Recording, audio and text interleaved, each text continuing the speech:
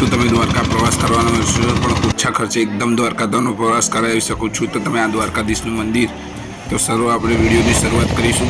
તો સૌથી પહેલાં આપણે અમદાવાદથી ટ્રેનમાં બેસી જવાનું છે અને આપણે દ્વારકા પહોંચવાનું છે।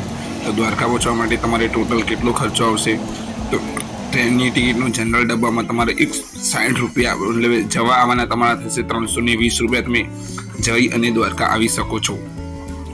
હવે સેકન્ડ ઓપ્શન તો દ્વારકાથી રેલવે સ્ટેશનથી તમારે જવા આવવાનું થશે 40 રૂપિયામાં। તો તમે દ્વારકા મંદિર સુધી આરામથી પહોંચી જશો। હવે આપણે મંદિરે પહોંચી ગયા છીએ।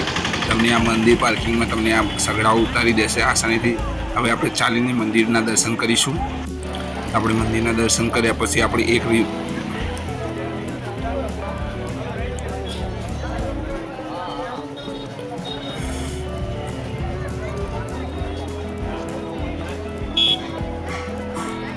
મંદિરના દર્શન કર્યા પછી આપણે એક નાઇટ રહેવાનું છે। તો એક નાઇટ રહેવા માટે તમને 350 રૂપિયામાં અહીંયા રૂમ મળી જશે। રૂમ એટલે એક પલંગ મળશે, આખો રૂમ નહીં મળે। તો સંડાસ બાથરૂમ સાથે બધી સગવડો સાથે આ નંબર ઉપર તમે કોન્ટેક્ટ કરીને રહી શકો છો।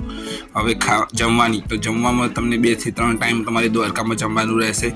તો તમે 20 રૂપિયામાં અહીંયા આ ધર્મશાળામાં તમે જમી શકો છો અને ધર્મશાળાનું લોકેશન પણ તમને બતાવી દઉં છું, જે મંદિરની બાજુમાં જ નજીકમાં છે। તો આ ધર્મશાળામાં તમે જઈને જમી શકો છો। હવે આપણે ટ્રેનમાં પાછા આવી જઈશું।